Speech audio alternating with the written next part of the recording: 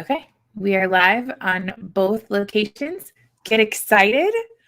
Yep. So on Twitter, you are known as the Arctic Nurse, your ad is at Reveal Packard. So I just want everybody to be able to come follow you to get all the tidbits. But I'm going to give everybody kind of an idea of how you and I actually crossed paths with one another. So I had started the inflation receipts kind of thing in early October, and you had commented and you had taken a picture of your meat freezer at your store, and I think a pack of hot dogs was like $12 or something. It was an insane amount of money. And I was like, holy shit, I need to talk to this guy and like find out what he's got going on up there. But after, kind of talking about maybe doing this, there's a lot about your job that I'm curious about too. So I kind of want to talk about all the things. So I'm going to start with that first. How did you get into, what made you decide to get into nursing? Let's talk about career first, and then we'll get into the fact that you live where there's no sun and like no food.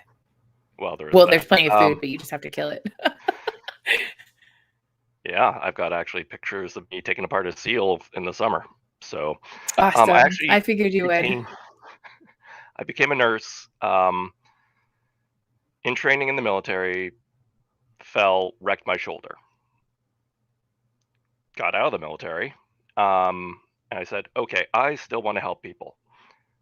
I'm going to see if I can get a job as an EMT. Go to school. They take one look at me and go, you're too broken, get out. So I was like, oh, Department of Nursing is like, there, can't hurt. And here I am, some 7-odd years later. So what was your job when you were in the military? What was your your MOS? I don't know what they call it up there, but I was a rifleman. Okay. So that's kind of a transition, right? Going from being a rifleman to being a nurse. Like, are you just a really compassionate person and you like to help people? Well, yeah. There's more to the story. Essentially, when I was 20, 21, went to college, I said, I want to be a cop. I want to help people. Okay. Get out. And the academy is like, you're not what we're looking for because we're looking for someone old enough to shave. Out. So I ended up joining the military because one of the recruiters at 52 Division in Toronto said, hey, that'd be an excellent way to start. Plenty of experience, looks good on your resume. Cool. Year and a half later, I'm out and my shoulder's wrecked. Awesome. Not great. From there, yeah, I just always wanted to help people. I transitioned from that into nursing, and I actually really love my job, which is rare for a nurse to say these days. Yeah, it is. And the industry that you guys are in, it seems that I don't know. It seems like you guys have a lot of turnover, and I would imagine where you're working, it's even higher than like an average place. Generally, one of the things I've noticed since about a year and a half ago is that a lot of nurses are moving over to admin or they're leaving the field. Frankly, with all the stress, the overwork, all of them can't, won't, or don't want to do the job anymore. Right. And I don't fault them one bit because, I mean, we had a huge scandal up here where the military was actually called in to provide care in nursing homes because they were so bad at the start of the pandemic. Because, there was like 5 bodies stacked in the hall and people hadn't been changed. Well, you guys have like media blackouts too up there. You guys are like borderline like commie country as far as like the public being made aware of that kind of stuff. I had no idea that had happened. Yeah, it's not something a lot of people want to talk about because if you knew how bad a lot of retirement homes were, it would be pitchfork and torches time. It's right. When I started out, my first job was at a home where overnight I had 82 patients and I was paid $18.25 an hour. Wow. The way I put it is, I could have worked at Starbucks for more and not had to have put my hand up people's asses. Right. Yeah. So, I mean, I did that Love for the about, visual. a lot of them have cockroaches, grossly understaffed, averaging for an LPN like me, so like a first tier nurse, probably a patient load of 44. An RN would have double that, and then a charge nurse for a floor. Right. In theory. Generally, the RN on the floor wasn't there, so the RN in charge of those 88 odd people was also the charge nurse. So, Wow. yeah, Seems I've like a seen lot of cockroaches. mismanagement too. Nurses are good at their job, which, you know, injections, wound care, assessments, giving medication. We are not good managers. We are Right. awful managers. And this is something I've seen consistently in my career. We are awful, awful managers. And specifically up north, the only managers we have are like a senior RN. And up north, the attrition rate for nurses is about 50%. Gosh. About 50% of people go up north, do their 4 weeks, 8 weeks, and say, fuck this shit, I'm out. Yeah. Well, it's pretty isolating. Like, I mean, you go from, and the way that I understand it, and correct me if I'm wrong, it's like you guys section things off. You call it the North and the South. It literally reminds me of like Game of Thrones or something, where like beyond the wall is where you guys are. It's like this tundra of like desolate life, and then you go back south, and it's like, oh, I have like shopping malls and places where I can go do things and civilization to associate with. And so I think a lot of people, if I'm not mistaken, they don't really know what they're signing up for when they go up north. Yeah.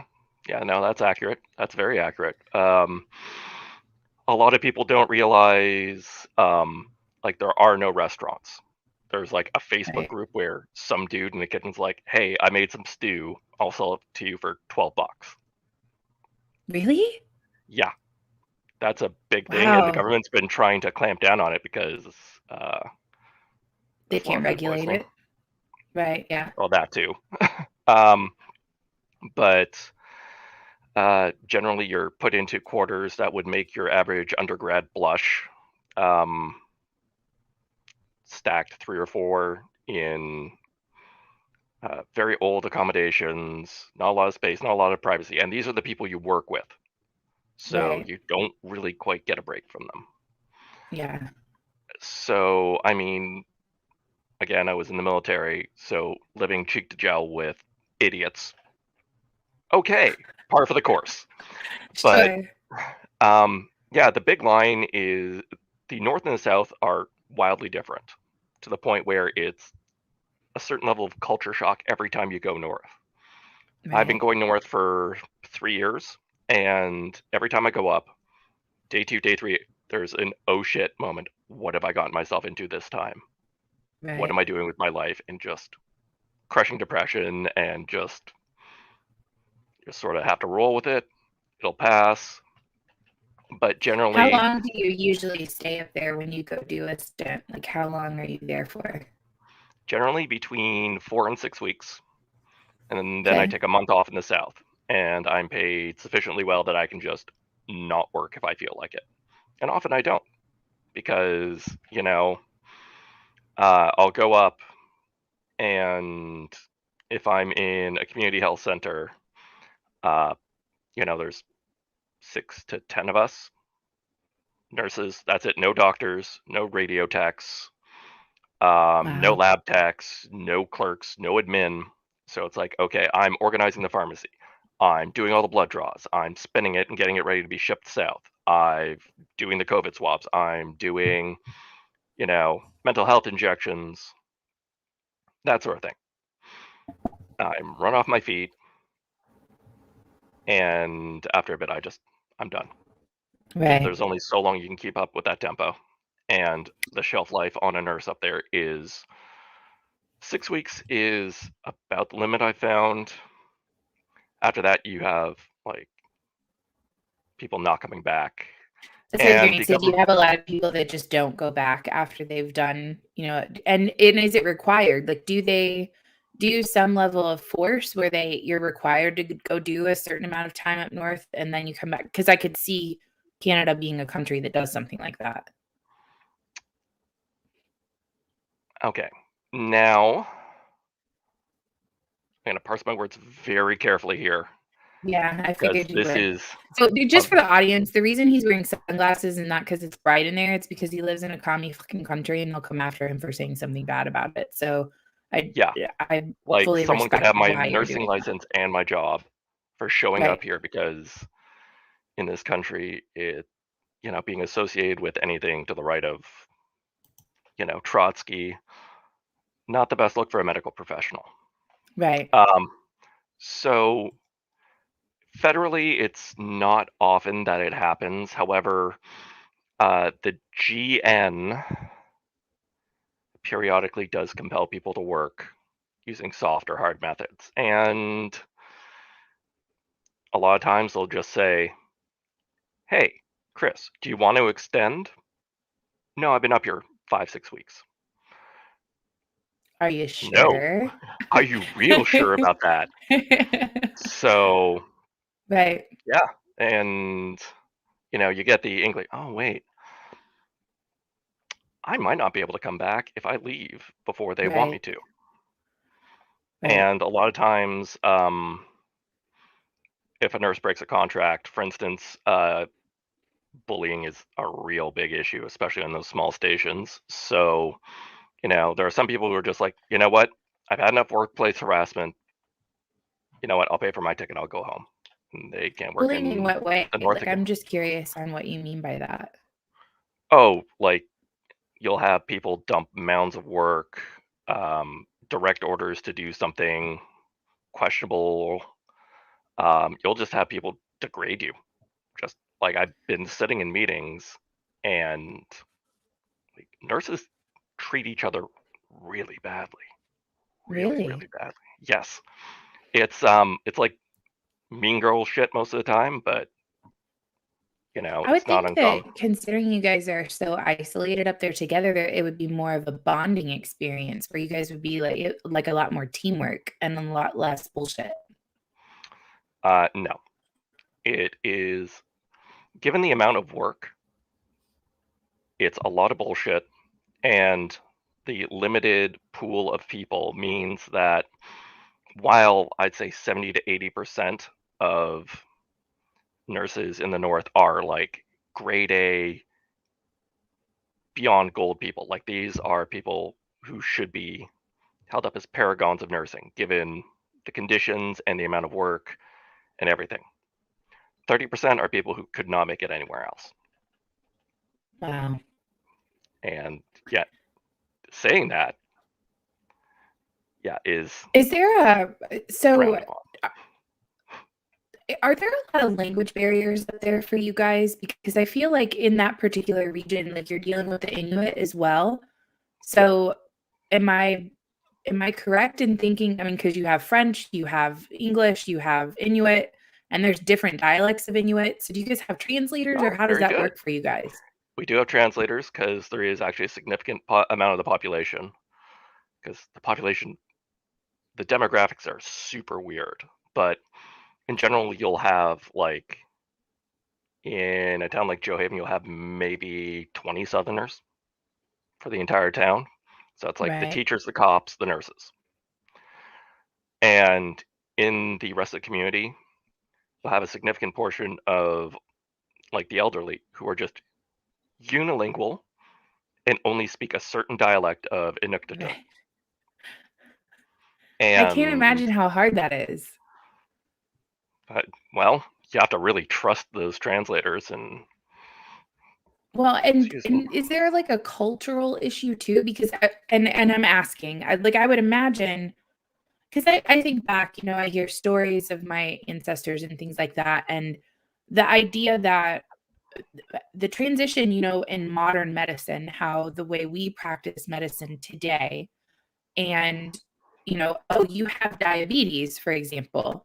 Well, Mhm. if they don't feel sick, if they can't like see a wound on themselves or like have a pain in their body, like culturally, I could see them being like, oh, I'm not going to listen to you. That makes no sense to me. So is it like that, or is it difficult? No, it's a little different. A lot of them, yeah, there's a lot of reluctance to go and seek treatment until things are really, really bad.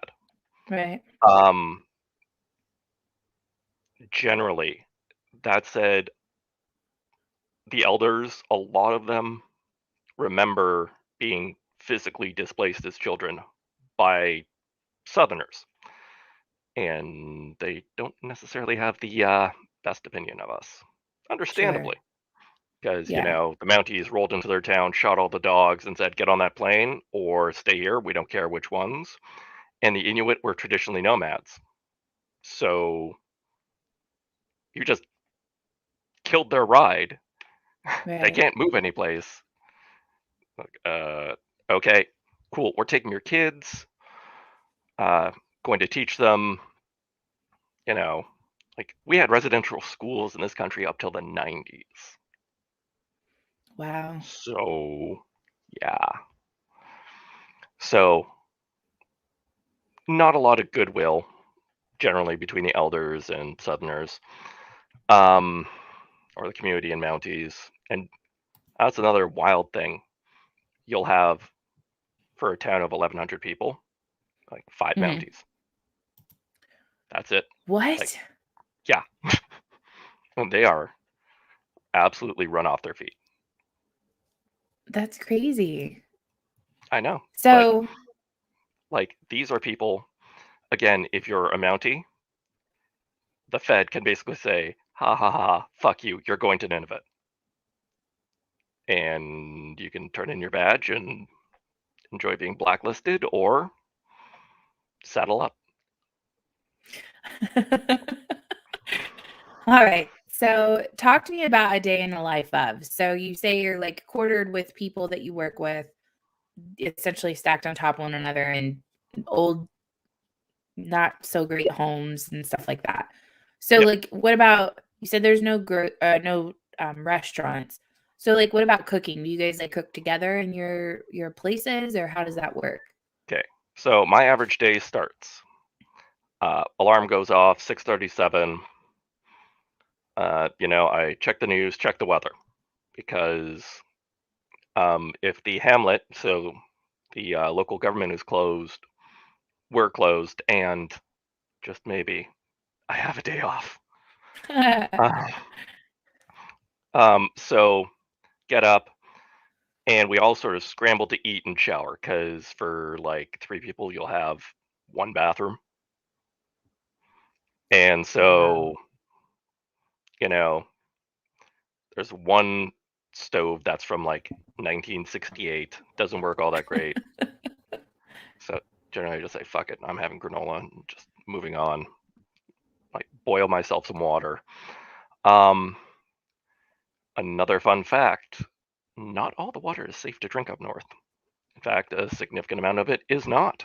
And Why? even in the capital of Iqaluit, there was a huge diesel spill into the water supply, and it's been going on for like 2.5 months. So Recently?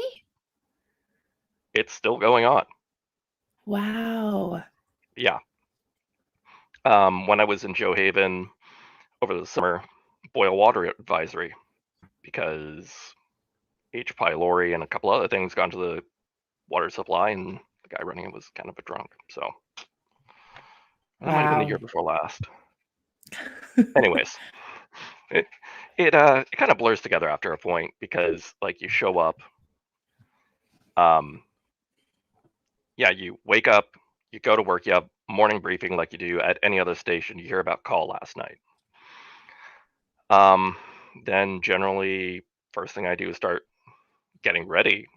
I, as the LPN, I'm doing almost all of the lab stuff. So I'll be taking blood all morning and generally all afternoon. Um, for half the week. And the RNs are going to be seeing people on call. And the RNs up north operate just below the doctor capacity. Right. So they can diagnose and prescribe medication, which is not something you can do in the South. Right. So I'm doing all the lab work, so it's not uncommon for someone to be like, hey, can you run a GNC over on this dude? Or, take this pregnant woman's blood. Okay, sure. Do you guys have a lab facility where you process it there yourself, or do you have to send that south and then the results come back? We send it all south. Like we've got rapid strep tests, we've got an ID now machine for COVID, and we've got a centrifuge, and everything else goes out. Wow. Yeah. So I take the blood, spin it, package it, toss it in the fridge. I'll do that all morning.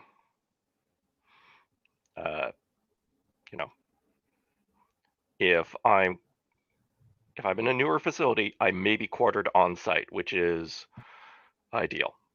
It is like, so you'll have the clinic here, and on top you'll have a bunch of apartments for the nurses. That's what everyone wants. You go upstairs, you cry, you have a sandwich, go back to work. I generally knock off around 5 or 6, depending on the workload, but it's not uncommon for, dude flipped his ATV because there's like generally 10 cars in town. So dude will flip an ATV or a snowmobile, and they come in, they're mangled, and we package them up for a medevac, or something like that. Right. So I may be there till 2 a.m, or generally LPNs up north are on loan.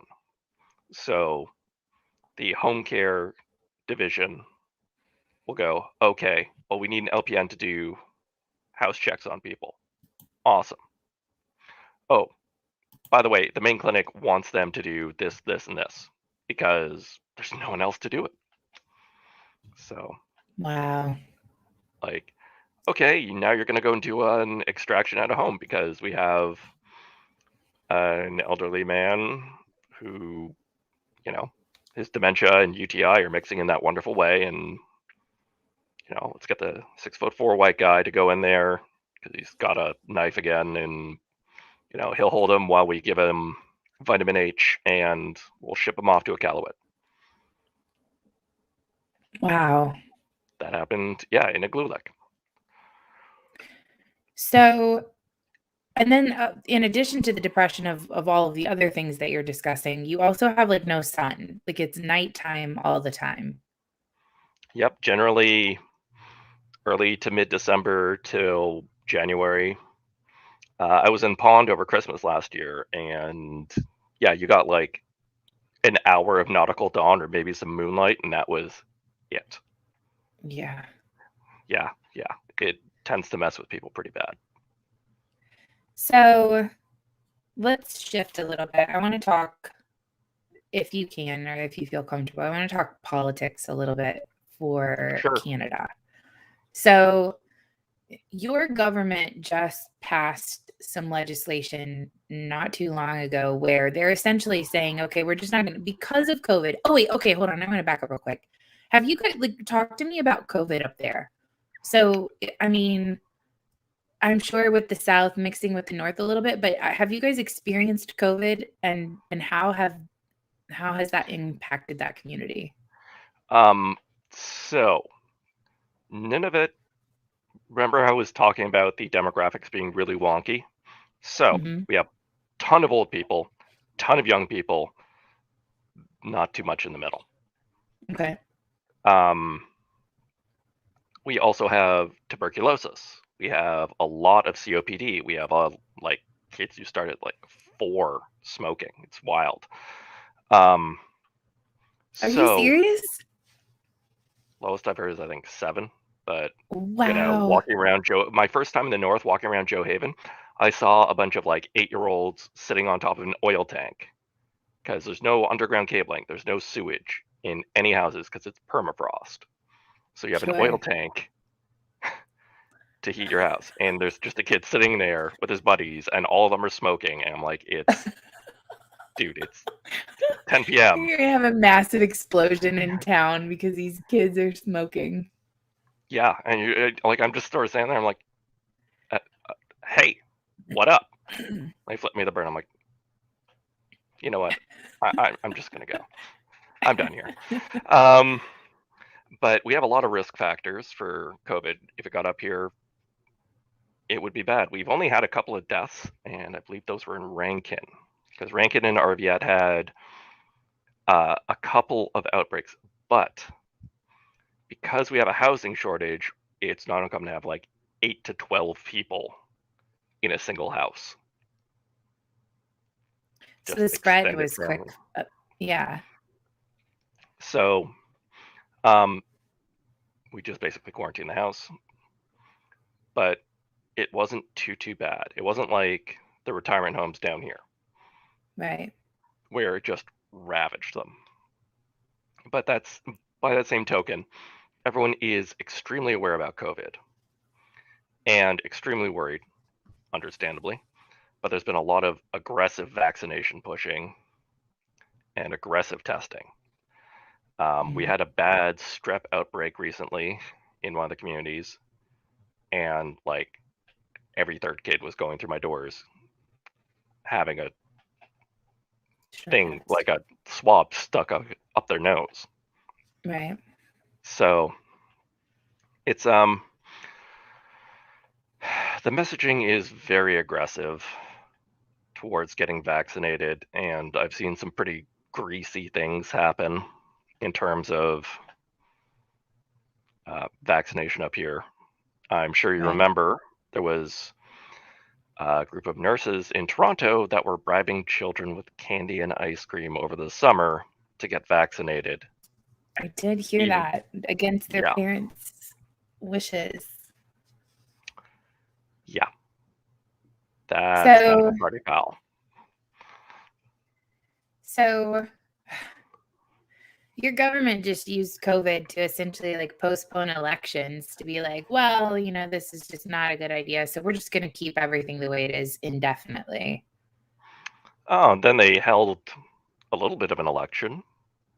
But, you know, voter turnout wasn't great, and we had a lot of mail-in ballots for a guy who's universally despised at this point, both in the country and outside of it. He's just a laughingstock, but somehow he's still in power. Right. That's questionable. That's something. Yes. Yeah. Well, I mean, let's be fair. We just had 80 million people vote for our geriatric cognitive failure. So, yeah. I mean, you know. I mean, I can understand that from the outside, because there's like a significant amount of like any warm body but Trump, especially in big cities. Cool. Right. I understand that. But at the same time, you're real sure about this one? Sure, yeah. Right. It's I'm pretty middle of the road politically. By American standards, up here I'm considered like a hardened conservative because I enjoy basic rights. Sure. It's a thing. But it's been interesting watching American politics from the outside in. Because you've seen, for example, the transition of a lot of people who are just traditionally leftists, like Dave Rubin, who was a young Turk. Yeah. And now he's considered a right-wing grifter because his views haven't changed in 10 years regarding a whole bunch of subjects. And so I've seen a lot of that up here, especially when it comes to vaccine mandates. I've got family who are extremely pro-mandate, pro-lockdown. Like, I get it. They're older. They're a risk population. But still, like, I'm triple vaxxed because I have people literally coughing in my face at work all day. Right. In September, I was in Yellowknife at a COVID testing center during an outbreak. Okay, for me, this Right. makes sense. Yeah. And the fact is, if the government of the Northwest Territories was calling in outside nurses to go and help them with this outbreak, sparing me like for a couple of days, probably pretty unlikely. Probably going to Sure. mean, breakthrough. Cool. For me, being vaccinated makes sense. Some dude in buttfuck Wisconsin who sees 8 people a year because he lives on a farm. Uh, Less so, especially It's good considering for him. Yeah. right? Yeah. I'm to those liberals who may be watching, I'm not anti-vax. I am anti-mandate. There is a difference. Right. Please don't take my job. Yeah. um, I don't think anybody's going to take your job. I don't think anybody in Canada that has the authority to do that is ever going to see this episode. So it's okay. no, there's been some snitching. There's been like this is something I find personally extraordinary about my country. Culturally, we are closer to British. We are very much like, okay, well, we're a collective. We're going to work towards the greater good. If that means making sacrifices, then we do it. Cool. Right. We don't Which really is why have you that. go work in the fucking Arctic. So yeah, keep going. Well, the pay doesn't hurt. But, it's a cultural ethos, and I get it. We were part of the Commonwealth. We sent like a full 1/7 of our population to fight in World War II. Right. So, yeah, okay, we get that. But it's morphed from that into, hey, we're going to open up snitch lines so you can rat out your neighbors and friends for violating COVID rules or for espousing wrongthink. The whole there are certain medications that I couldn't speak about, Right. even though I knew patients who were receiving them for Right. not COVID related reasons. And, people just sort of went in and said, I understand that you want to see lab results and all that and research done to see if it is effective. Because if it is, that's good. You've got Sure. a new treatment. Helping people is what I do. Don't ever mention that. Oh, okay. It's Oh man. it's a bit of a weird world up here because I When I you get have people when are you trying start to help. having but when you have the government starting to step in, and I mean we're just as guilty of it here. We try to pretend that we're a free country, but we're not. When you have the government stepping in and saying, "Oh, I know that you have a medical background. I know that you treat patients on a regular basis. I don't do that, but I'm being paid by this company to push this particular medication. So I, as the government, am telling you, you are no longer to talk about this really cheap alternative option that might actually work and be better for the population. I need you to push this medication instead. We don't talk about this one. You are required to talk about this one, or you will lose your job. That's Yeah. where I start having problems with things. I start having problems with contracts being made and liabilities being forgiven for financial gain in governmental positions and at the detriment of the population or the One of the constituency. things we have up here, we have vaccine passports, and it fucking sucks because I can't go down to the if I get up from this interview and walk down to the pub, I have to have a mask on when I enter and when I'm standing because COVID works by chess rules, doesn't run on diagonals or L shapes.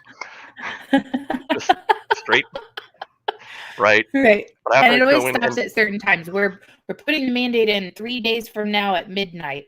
But before then, it's okay. COVID's not, it doesn't exist. But after that point, you can't, you can't leave your yeah. house. So I mean, we just got more restrictions here in Ottawa. And they've been cranking up the fear to 11. Like, we're not allowed to have more than 10 people in our house over Christmas. A lot of capacity restrictions on businesses. For a while, there was actually, you were not allowed to visit other people's houses. You had to be outside to interact with them. And they ignore. It got so bad they started giving direction at a provincial level to ignore open liquor laws because people were just going out and Sitting outside, drinking, and hanging out with one another. yep. Or some of them were just,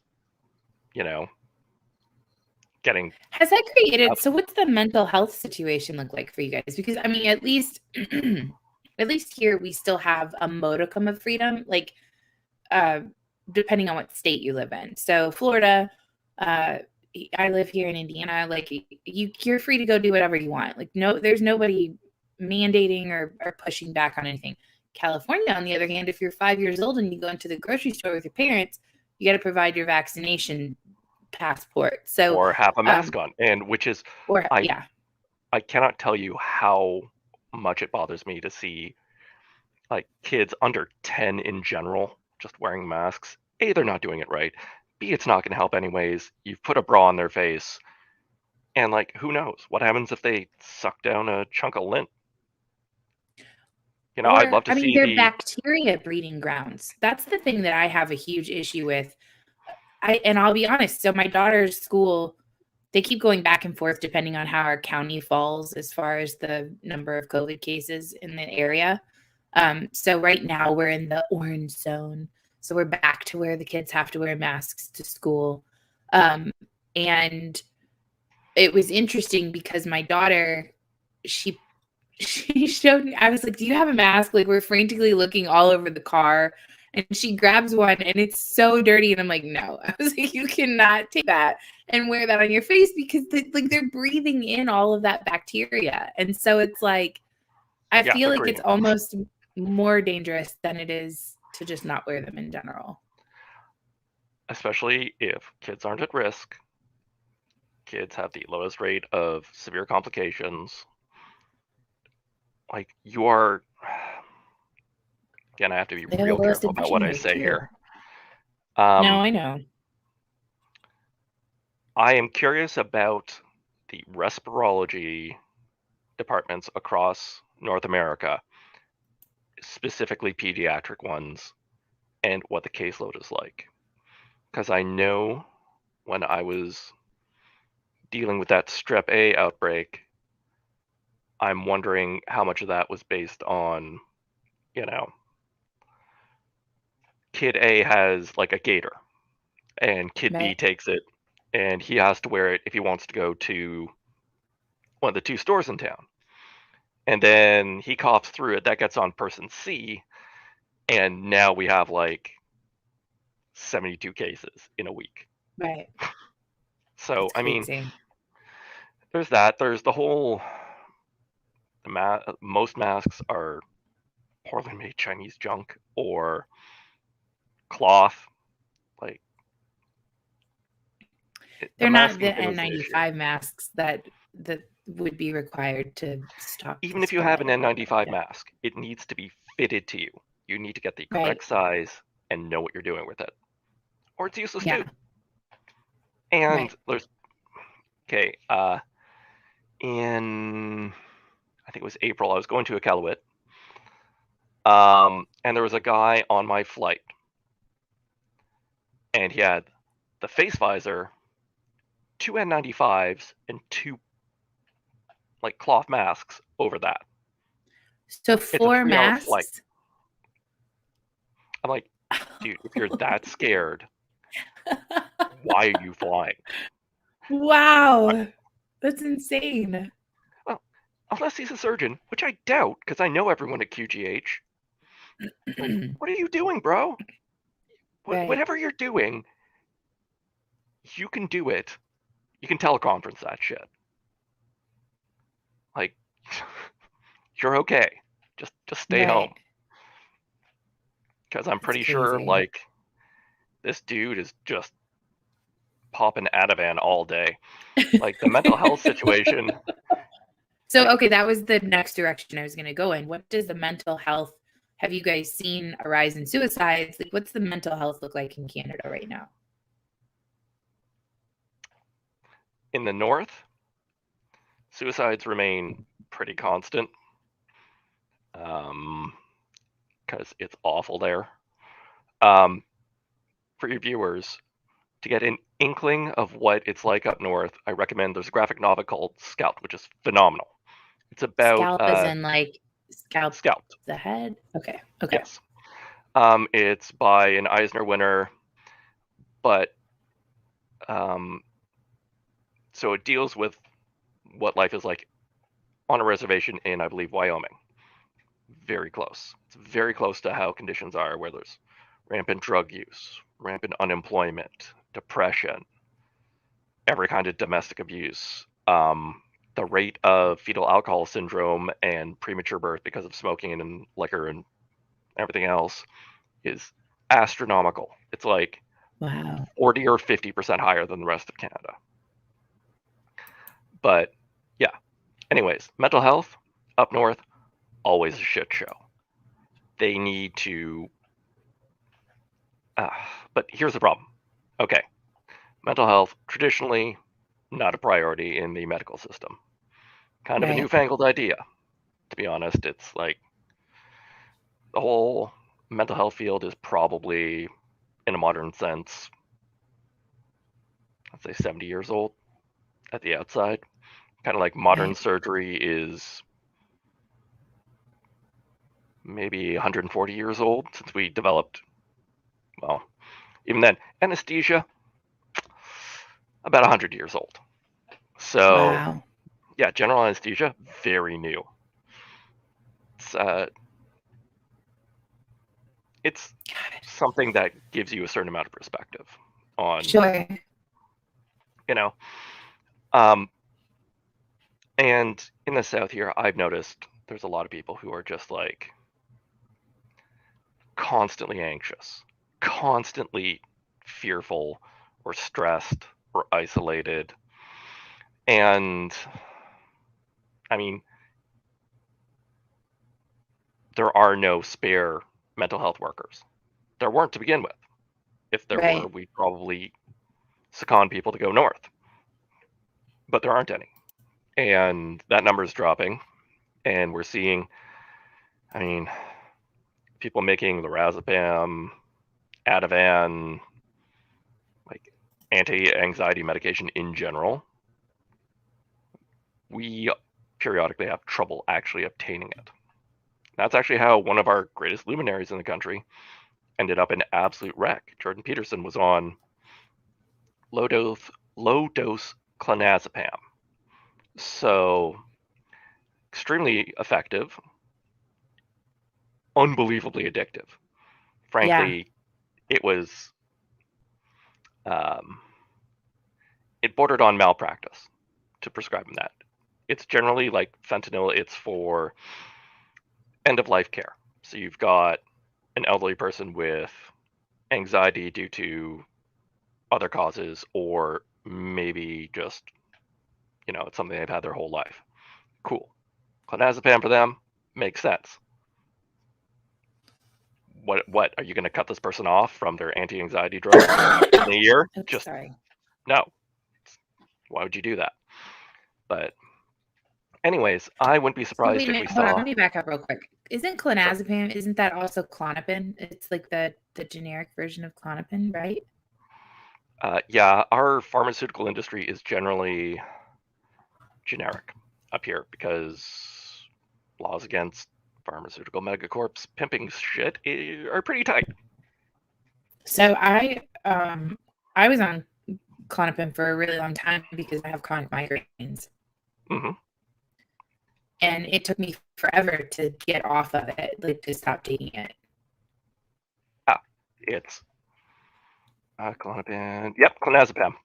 Yeah, it's extraordinarily addictive. And if I remember right, he was taking like one dose of 0.5 of milligram per day, maybe twice a day. So Wow.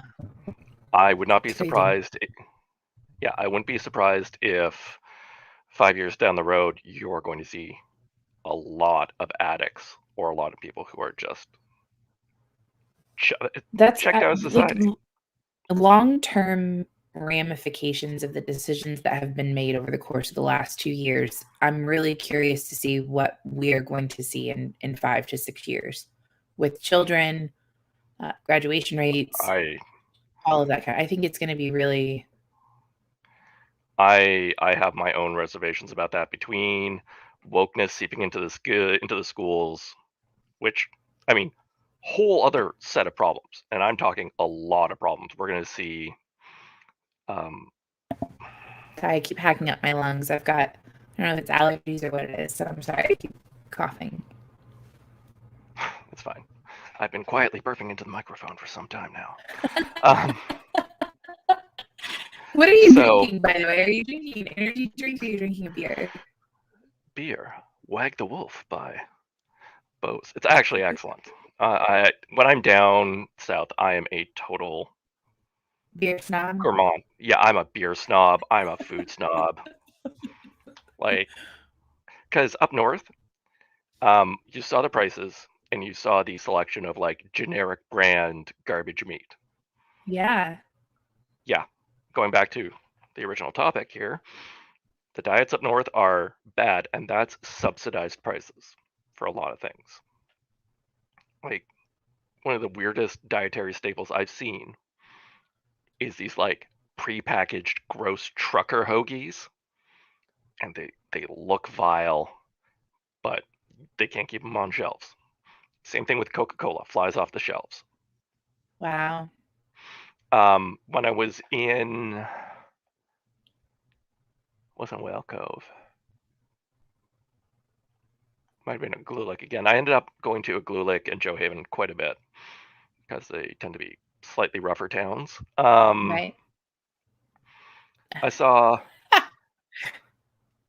Well, are you going to send the 63-year-old 5'1" experienced nurse to these rougher Right. towns, or are you going to send the 6'4" former soldier Sure. to, right? I got Yeah, you. it makes sense. But yeah, I saw a pallet, so like 3.5 feet tall, fully packed, fully stacked, of Coca-Cola, like 10 packs, disappear in 9.5 minutes, fresh off What? this sea lift. Yes. That's crazy. So 4 times a year, a barge comes into town and offloads supplies. And that's how That's a lot of it? people get.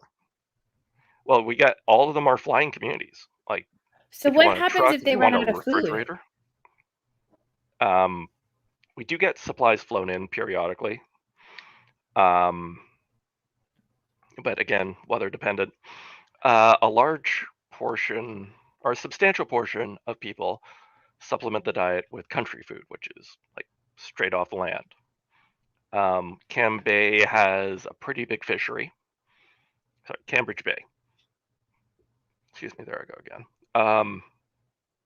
There's a lot of people who will go out, and because there's no restrictions on Inuits hunting or sealing or whatever, there's actually a huge, every March in Joe Haven, a monster seal derby. And I mean, I And you like the taste. participated in this one time? No. You'll notice no handcuffs. Um, no, it's out of season for most of us. Oh, okay. Um, but you'll see like 400 dead seals in this town of like 900. Wow.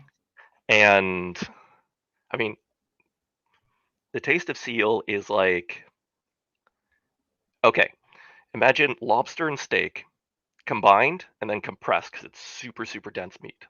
It's almost purple when it's raw. And if you attempt to cook it, it smells like Death? Yeah, dead bodies fresh from the sea. And it lingers. I cooked Ew. some here in Ottawa one time, and the smell lingered outside for 2 days. I'm sure your neighbors loved you. Oh, I was like, I have no idea what the smell is. I should go now. Just So, okay, yeah. hold on. So I don't know if it was Freudian or if I just picked up on something that wasn't an indicator. You said for most of us, it's out of season. Did you say that the Inuit can hunt anytime they want to? Yep. So Subsistence hard. what if you wanted to give the Inuit money and be like, okay, here, go kill me a seal, so then technically you're not violating the law. Is that possible? Well, generally they go out, they hunt, and they show up and are like, "Hey, do you want to buy a char? Do you want to buy some caribou?" Okay. Generally, they don't offer seal to Southerners. They don't know because it's frankly uh, Frowned unlikely that. upon? Well, no, it's unlikely that we'll try it and we will get super mad. I Okay. knew I had a colleague who got it and tried to cook it indoors in Whale Cove and drove herself and two other nurses out of the building because it was so rancid smelling. Wow.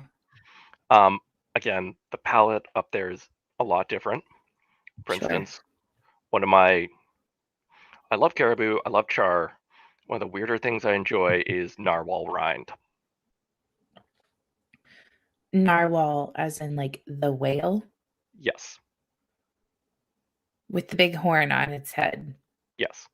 Okay, my I've daughter also had can't watch beluga this rind. episode because she'll hate you and never speak to you or anybody else again. She'll think it's Yeah. horrible. Okay. So there's a delicacy called Muktalk, which is basically the outer skin of the whale with a layer of blubber, and you just sort of carve it up and eat it. Salt it a little bit. Raw, you don't cook it or anything? Wow. Traditionally, they don't. They boil it periodically, but most people prefer it raw. Same thing with caribou. They periodically cook it. I love it cooked. I prefer it raw, frozen solid, lightly salted. It's sort of like slice it like prosciutto. It's actually pretty good. Wow, this is crazy. Like it's like like I hunt. Well, I don't hunt anymore. I'm Buddhist now, so I don't kill animals. But if I had to, I would. I used to hunt when I was, but like I grew up in a hunting family. I can, kill, skin, dress a deer. Like I have no problem with that. But some of like the idea, I guess, maybe of other animals that I wouldn't conceptually like normally think of eating. It's very strange to me. Like when people are, oh yeah, caught a narwhal the other day. Just sliced it up. There's this real thin layer of blubber. It's great. No big deal. Yeah, yeah. You don't look at narwhal and go, yeah, that shit looks delicious. It is. Don't get me wrong. But I've had walrus. Walrus is again very good but very dense, but also doesn't smell like holy hell when you cook it. Um, Right? let's see. Yeah, there's a lot of excellent fishing up there. There's lake trout and char. If you haven't tried char, go buy some char right now. You Okay. will. It's like salmon, but better in every single way. Okay. I'll Like check it you'll out. I'm not a big fish person. So I have this really big problem whenever I eat food. If it looks the same as it did before it died, I can't eat it. So like lobster, crab, all of that stuff that's out because if it looks like you just picked it up out of the ocean and put it on my plate, I'm like, ew, gross, I can't do this. But if I can find it already like cut, I'll check it out. yeah, you can get like just fillets of it. But yeah, it's not uncommon for people to come by the clinic and be like, "Hey, do you mind putting out a page? Does anyone want to buy this char?" Right? And like they'll wander from like room to room if they see your doors on, and be like, "Hey, do you want to buy this char?" And most hospitals would frown upon that sort of thing. Yeah, sure. I would think so. Yeah. So, But I mean, I would imagine things are done a little bit differently, right? It's a pretty isolated community.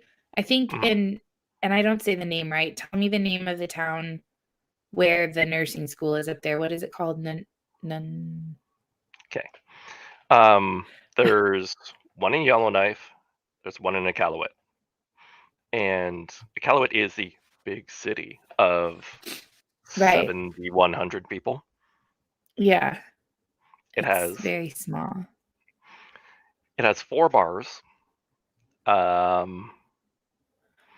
four grocery stores. It has, I think, 7 restaurants. So pretty luxurious by my standards. Has Sure. KFC. Ooh. That's a big deal. And a meal, like ordering pizza up there, pizza and wings, you should fully expect to have $100 or $110 bill plonked down in front of you. What? Yep. Like how many wings are we talking? We're talking like a dozen wings and a large pizza or an extra large pizza. For Yeah, it's probably about $100? $100. Yeah. The food Wow. costs are astronomical. And that's Okay, in so the big how do city. they afford that? Like how do they afford that kind of, and so not just them, how do those restaurants maintain those high level of costs with how do they sell their food? Like where do they make their money? There's a lot of subsidies for restaurants. There's they'll make the money. They'll upcharge you. Like a pizza, even by northern standards, doesn't have $100 worth of ingredients in it. Sure. So yeah, they'll make up the difference. A lot of times they'll just squeeze the consumer, and the consumer will pay. Yeah, So the consumer being like you guys, the Southerners that are in the North, or are the people of the North paying those kind of prices too? both of us. It's a lot of it will be marketed more directly at Southerners because you work your ass off 5, 6 days a week. You get home, you know, you just spent 4 hours at QGH, which is the hospital in Iqaluit, because some dude bit off another dude's cheek. And you're just like, you know what? I do not want to cook for myself. And you'll How get paid badly do I not $100. want to cook for myself? Sure. Wow. Yeah. That is And insane to me. Like it just like that's a whole ass other world that just I cannot imagine existing. Like I could never pay $100 for a large pizza and a dozen wings. Like that's insane. but you're totally cool with someone biting off someone else's cheek in a drunken brawl. No, so yeah. That part That didn't I phase could me. That's fine. understand. That's more common, right? Like While the it's almost vanishingly rare for Inuit on Southern crimes, like vanishingly rare, usually because so there was an incident a couple of years ago in a community where a local tried to rape a nurse, and as a result, nurses stopped going there at all. right. The agency work is private agencies providing nurses to the north is about 55% of the workforce, if not more. Right. So if, for instance, one of the companies says, listen, some dude tried to rape one of our nurses, we are not sending nurses up there to be victimized, congratulations, you no longer get nurses. Wow. Suddenly they're half staffed. Sure. So what about So the ramifications? Excuse me, like when you were talking about like your policing, like your cops and stuff like that, like how does that What's that judicial system look like? Like what in the Arctic, like how does an Inuit get, you know what I mean? Like what does that look like up there? It's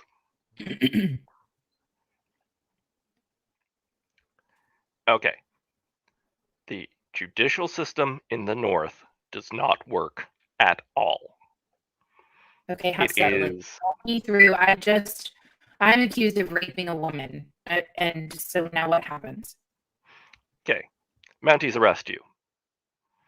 You get put on a flight to Iqaluit for detention pre-trial, or you're released on bond. Who knows? You get in front of a judge.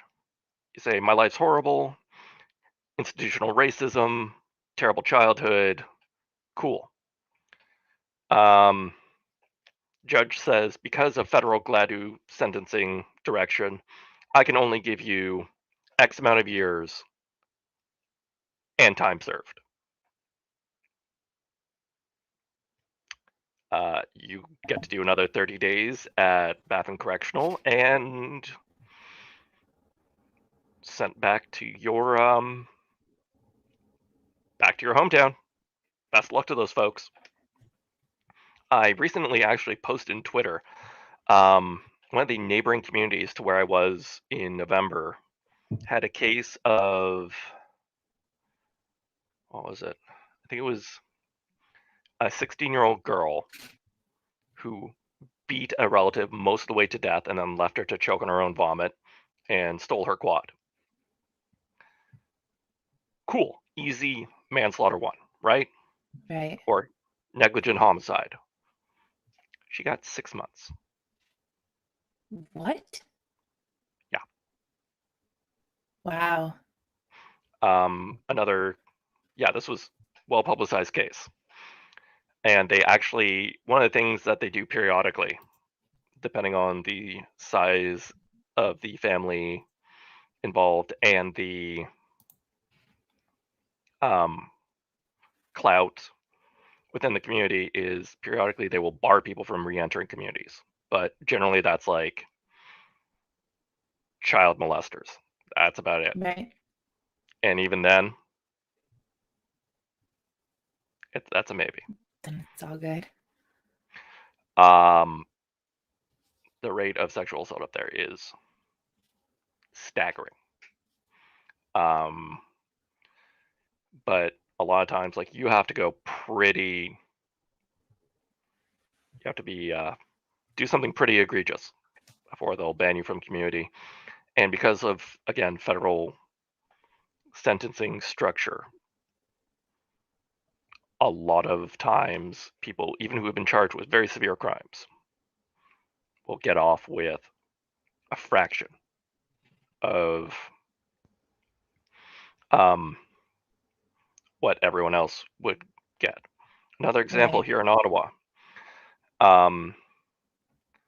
native felon with a firearm, illegal weapon. He shouldn't have been able to get it in Canada to begin with. Riding with Right. fentanyl and crack. Cop lights him up because his car's busted to shit. He kills a 66-year-old, just drives over this dude before crashing his car, and he's too high to run, so the cops get him. He gets 2.5 years. Whoa. Yeah. That's insane. And you had to go digging for that because it was in the news here in Ottawa, and there was we're just not going to report on his sentencing. And I just got some sort of notice there. Yeah, something from some Octavia Bradley person. Yep. Who dat? Yeah, I have no clue. All right, It's whatever. probably just spam. It looks like it. But so a lot of times justice is kind of elusive and it's an ongoing problem. It's really bad. It's a societal problem across the entire North, their treatment of the criminal justice system. And part of it is, okay, So GLADU sentencing applies specifically to native offenders, and it's supposed to reflect, okay, let's say you're a 44-year-old, went to a residential school, you're just fucked in the head. You're traumatized, you're institutionalized. You get caught drunk driving. Okay, let's get you into counseling. There's probably a root cause here. Let's deal with that. That's how it was originally envisioned, but now it's sort of become this. Because of your past situation, you're never held accountable for the things that you do wrong. Yeah, and so people go on traumatizing the community, and these people in the community will offend, and they can go, hey, I was traumatized. Right. It's crazy. It is. It's like, So yeah, go on. you had a tweet, and it may be your pinned tweet now. I can't remember. You had said something about culture and the way that we need to shift culture. Mm-hmm. And And I'm curious, like, how you think that we can go about doing that, because I agree with you. I think that we talk about, because you made a really good point where you said you don't engage in it. You don't participate in the culture, which is very true. So I've noticed very often that, the things like fucking drag time reading hour with kids at the library or whatever, right? Like, yeah, so it's those types of things where they're encapsulating culture and impacting children, schools, all of that stuff. What are okay, some of the things that you think we could do to participate and actively change the culture around our belief system? okay. So this came out of an ongoing issue that me and one of our good associates, I'm sure you know the one, go back and forth on, and which is video games. Mhm. But his attitude towards it is like, fine, just not my house.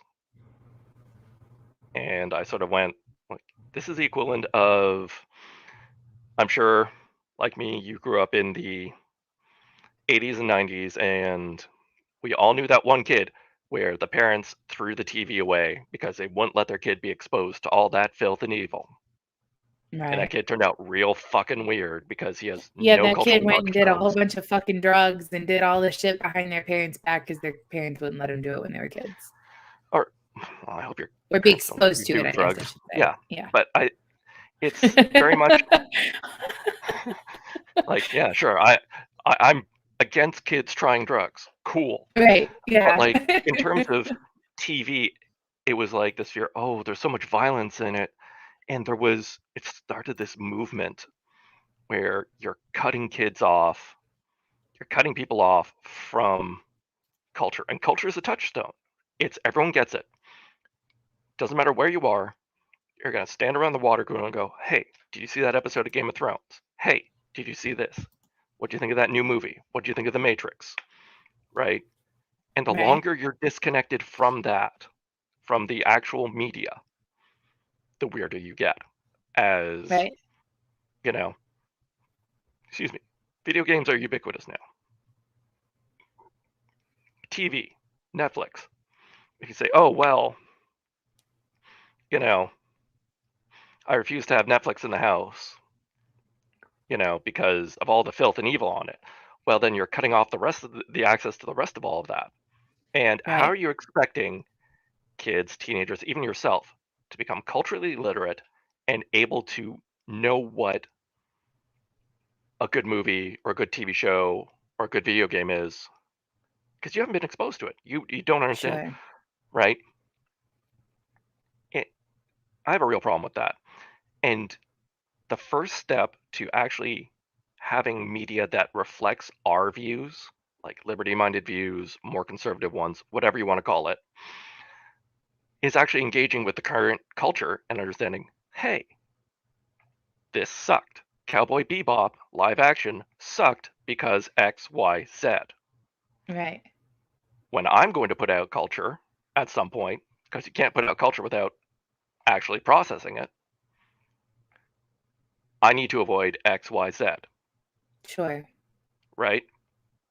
It's like you Yeah. can't write a good book if you Unless don't you read. read books. Right. Yeah.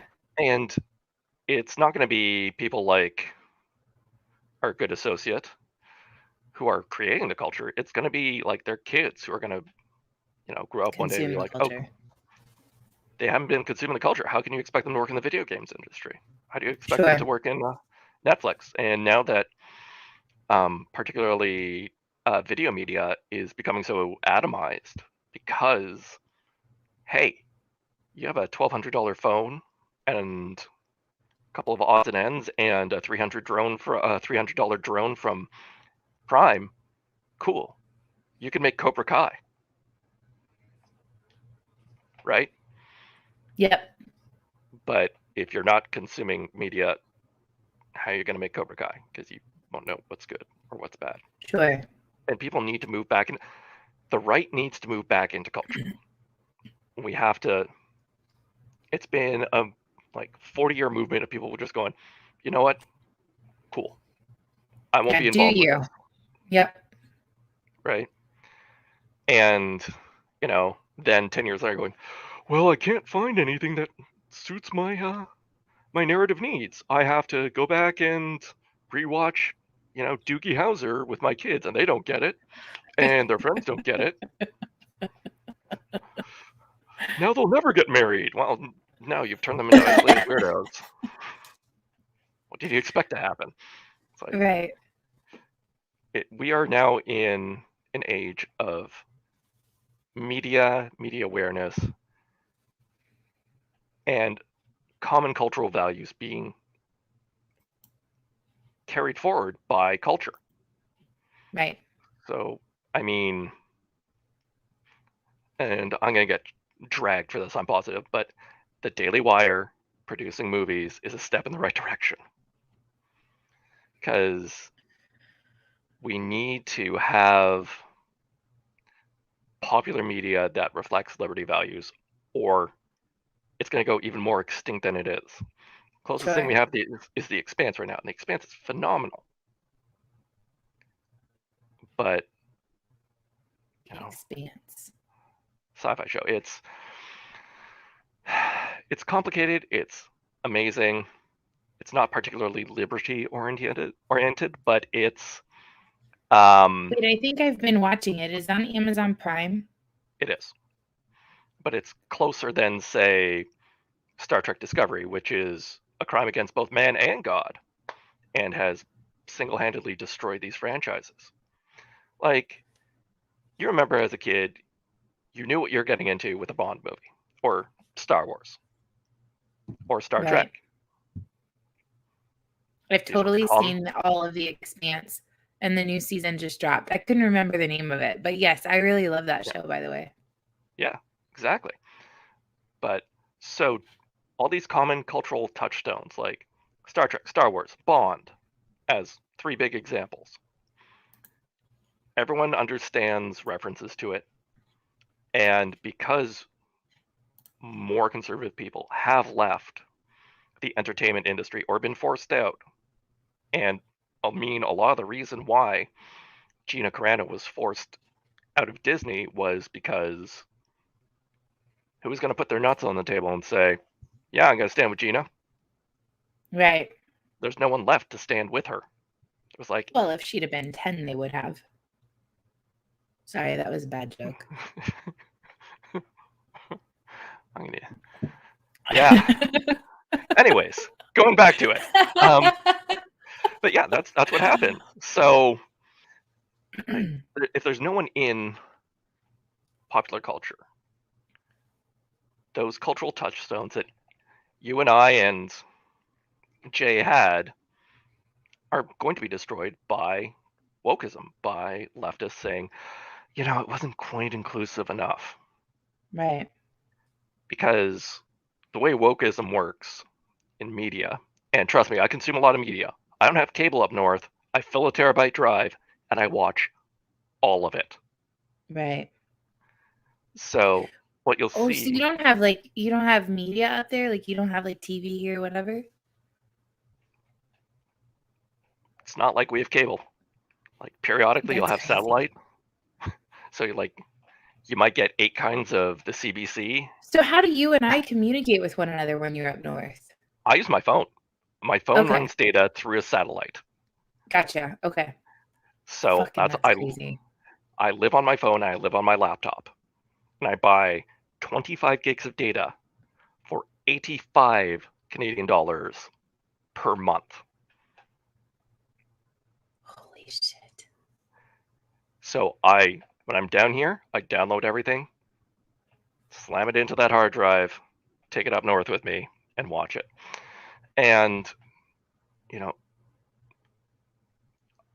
because there's not much Okay, else to so I do, it's have to not, ask so I'm going to ask like the personal question really fast. Like the uncomfortable, like you were nervous to come on here and we're live, so there's people watching, but yeah, I'm curious, like what's the relationship life like? Like do you have a girlfriend that you guys schedule your north trips together? Like how does that work I feel like you guys would all have to be single to be doing these jobs and living up here. Like what is that like for you guys? Not to I'm pry actually too much, married. but I'm holy very happily shit. married. Yeah. Um, like when I'm here, I'm like constantly with my wife. Sure. And I'm calling her every day. We watch TV together. Like I have So something you on guys watch the Prime shows together downloaded, at the and we same go time? three, Yeah. 2, 1, play, and then we talk on the phone. Oh, that's so cool. So like I do that almost every night that I'm not working. So we go through a lot of media, and I mean even before that, my wife was a cinephile extraordinaire. She actually has an MFA in it. Um, but we were going to Toronto International Film Festival. We're watching movies like 3 times a week when I lived in Toronto. So, you know, consuming culture was a big part of our relationship. We've been together 8 years at this point. And so I've watched in real time culture culture destroy itself. Because I Sure. mean, look at everyone knows Star Wars. Classic. New Star Wars is trash.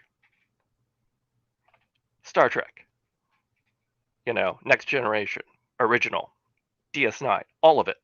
Iconic, stands the test of time. Star Trek Discovery has fully halved the market because Wow. it caved to wokeism. And now this franchise, which you and I grew up with, is not something that our kids are going to share with us or can share with Yeah. us because it's all going to be, yeah, it's Discovery now, where the plot lines don't make sense, the characters are terribly written, and like, what am I supposed to do with this? It Yeah. cares more about,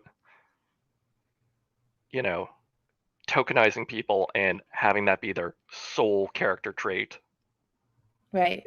They're injecting identity politics into identity characters, so or identity roles on where the only thing that matters is the fact that this person is gay or Asian or black or whatever identity you want to put onto this person. That is the sole point of them being on the show. Exactly. Now, let's take the flip side of this. The Expanse. Um, what's Naomi's identity? Or is she a character? What's Bobby's identity? Or is she a Right. character? Right? And that's the difference I wanted to see in culture writ large. But Sure. no one from our side of the aisle, which is steadily becoming smaller and smaller, is entering the industry. Right. So are we going to pass on, you know, decent stories to our kids, to our grandkids, Sure. when we're not producing anything anymore? We're just Yeah. being sectioned off.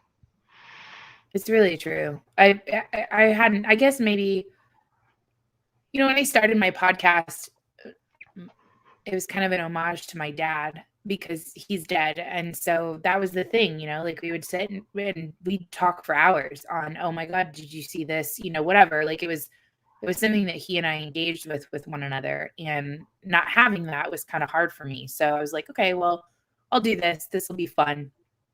And I hadn't really thought about it, but my daughter's paying really close attention. Like she'll ask, what was your podcast about? She'll want to listen to the episodes in the car, like when I'm driving her to school or whatever. And so indirectly, I guess, like I am contributing to that media or the story that she can now tell her friends, or that she can, grow up with and say, my mom was doing this. She's telling our story, or she's telling, trying to hold our belief system in place. So I didn't really think about that, but it feels kind of good. Like, thanks, a little brush off the shoulder for that one.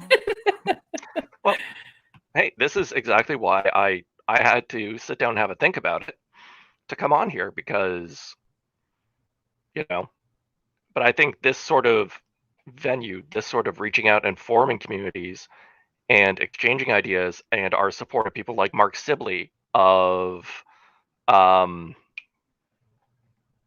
Brain, Citizen Hush, we're creating a newer atomized media for ourselves, because there is nothing out there for us. Right. Like you and I, like, not to be rude or anything, but by Canadian standards, you're fitted for jackboots. Sure. Right? And so if there's, like, I've had to reach out over Twitter and interact with people outside of my own country in order to validate and refine my own ideas and cultural, like my theory about culture. Sure. Which is, I mean, okay, going back to that, it's a favorite subject of mine, because as well as understanding culture, one of the things I'm very firm about is cultural criticism. Being able to be like, that's trash. Yeah. Shang-Chi, that's trash. New Matrix, probably trash. Here's why. You have to be able to watch the garbage, understand why it's garbage. And, okay, so have you and your daughter watched any of the new Star Wars movies?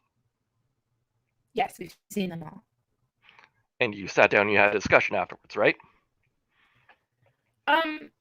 Maybe some, maybe not so much. Like, she's only 9, so grasping like the large scale ramifications of some of the things that take place, especially the political nuance that takes place in Star Wars.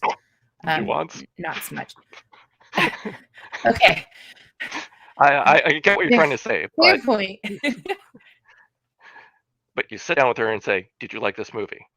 Yes, no. Right. Yeah. Now, why didn't you like it? Or why did you like it? Right? Yeah. What did you like about it? Did you like this character? Do you understand why they're doing things? Right? It's, again, it's a form of passing on your culture and assessing it, but you need to be able to be like, holy shit, kid, that was trash. Yeah. Here's why. Because, again, if they grow up and if The Last Jedi is her gold standard for what a movie should be and what heroine should be and how men should be written, ooh, lad, you'll be begging for that meteor in no time. Yeah. It's interesting. So there's this song, you talking about culture, it made me think about this. So there's this song that came on. My daughter obsesses over my Spotify playlists. And this song came on, and it was a girl singing about, hold on, I'm going to find it while I'm talking to you, because she actually asked me to take it off, like to turn it off. She was like, this makes me uncomfortable. I don't want to listen to this anymore. The song is called Pretty Boy, and it's by a band called Pouty Face. Fucking totally unfamiliar. Whoever, what? Yeah. but it is a girl singing about, she doesn't want like a masculine man. She wants a pretty boy. Like she wants him to dress up as a girl, but wants it to be a boy. Like it was a very inappropriate song. Like it wasn't something that I intentionally turned on for her. It was just something that ended up in a playlist that she and I were listening to. Like one of those Spotify suggestions? Yeah. And so she told me, she was like, Mama, she goes, can we change this song? This makes me uncomfortable. And that actually, it was a moment where I was kind of proud that she acknowledged that, number one, this is probably inappropriate for a 9-year-old to be listening to. But number two, I think the gender differentials made her uncomfortable. The idea that you would want a man to not be a man. And it made her feel uncomfortable. And I mean, whatever, if that's what you want to do with your life, but it made her uncomfortable. So that's my exact attitude towards it. It's, hey, if that's what you want to do, that's what you're into, and you're real sure about that, cool. You're consenting adults. Don't make my problem. Right. But her being able to say, hey, I'm uncomfortable, that's actually a really good sign. Because she can hold up her hand and go, thanks, no. That otherwise she's gonna be exposed to a ton of just garbage because there's so much of it out there. Right. And especially now, as culture is atomizing, it's also becoming more tribal and not in a good way. So I've got a very good friend of mine. He's a female to male transgender dude. So he's done 50% of the surgeries. Cool. Doing a lot better mentally, whatever, his choice, his body. Sure. He actually had a moment. So a lot of transgender people have support groups because, lots of complications from the drugs, the surgeries, psychologically, people not adjusting well. Cool. He shows up after his surgery and gets kicked out because now, he makes them punctuate. uncomfortable. Pardon the burp here, but he's now the enemy. He is a cis white male now, and it's a safe space. Oh, he needs to leave. So, wow.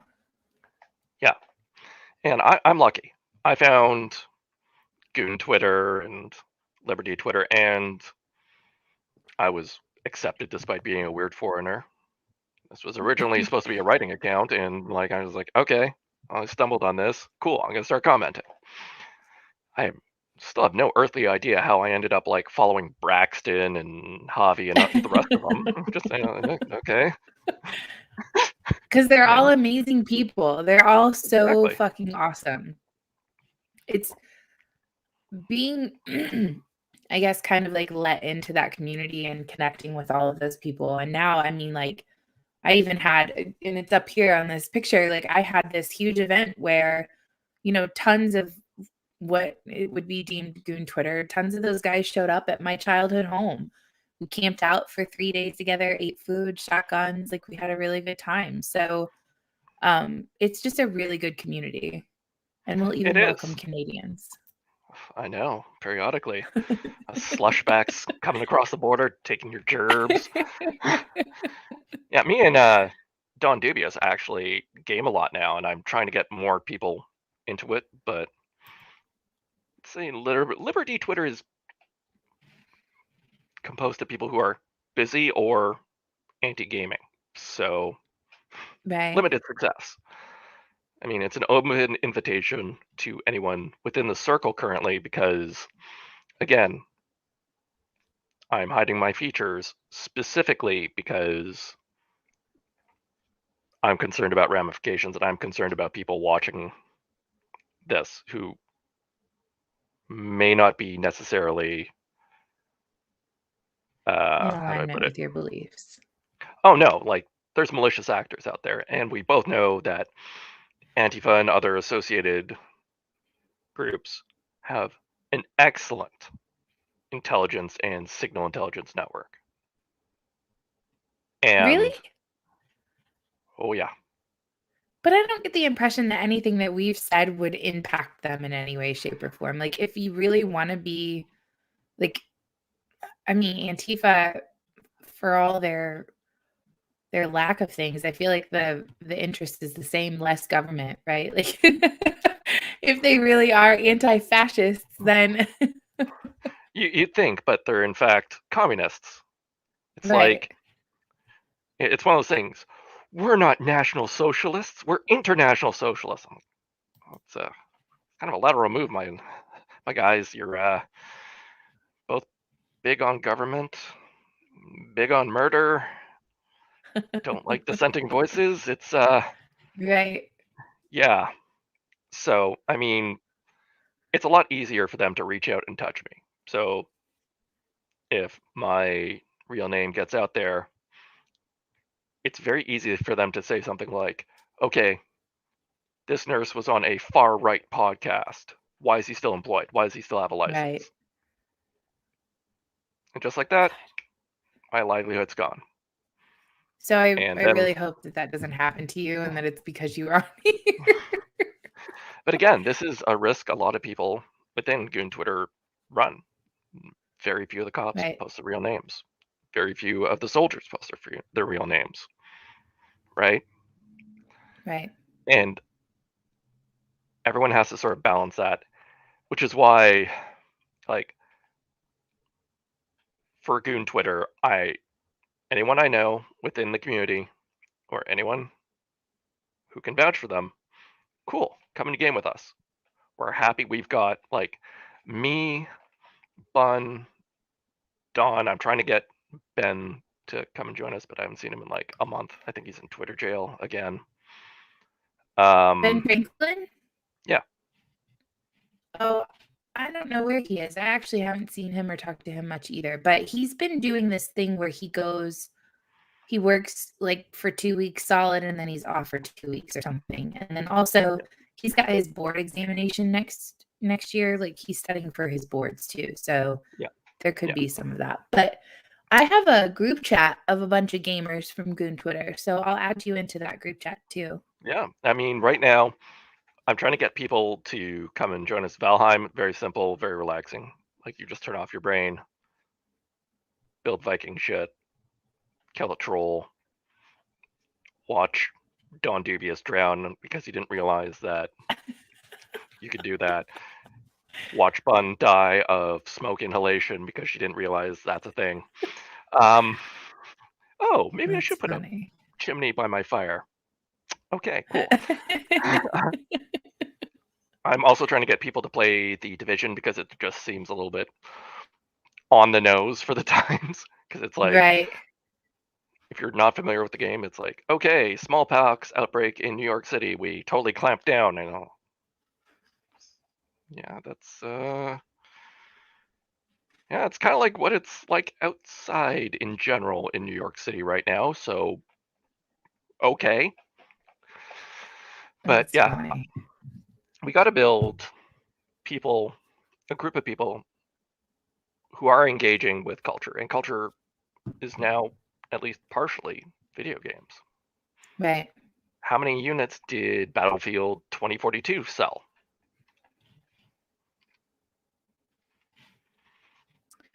I don't Take a wild know.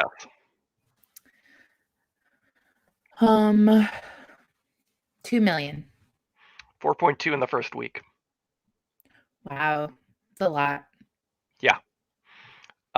At one point, World of Warcraft had 16.8 million people playing individual accounts. Holy shit. Video games are part of culture, and if you ignore them, someone on the right, you're going to have a bad time. Right. This is why I don't disagree. like, I love games. yeah, and I can recommend you a few. And actually, Wait, not yet. Okay. So yeah, I didn't realize we've been on here for an hour and a half and I need to I need to go, but I Well, let's do this again, and we'll do an entire episode on nothing but games. Sounds good. That sound good? Yeah, I'll have to see what's going on tonight, but I might actually just try and stream a game.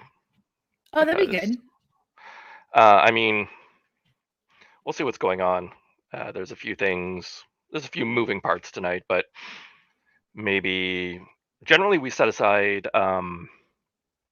Tuesday and Thursday for what I call Goonheim, which is our little Viking settlement or the division. So if people want to come and watch, cool. That's Want to come very and cool. join, even better. But I'll let you go. I'm around to talk for at least the next month. Because I just got back from the north and I'm kind of settling back into real life. Yeah. Okay. Yeah, that's a pretty good word for it. All right. And one more time before I let you go, where can people come follow you? On Twitter, because I don't do Instagram because I'm Do you do Twitch an or adult. anything like that? I do. I don't really use Twitch. I have a Discord. But yeah, at The Real Packard on Twitter. Awesome. Yeah. All right. Thank you, love. It was good to have you. I'm glad you're back in the South where you can hang out with civilization. Tell your wife thank you for letting me borrow you. I appreciate you very much. Thanks. See you soon. All right. Bye-bye.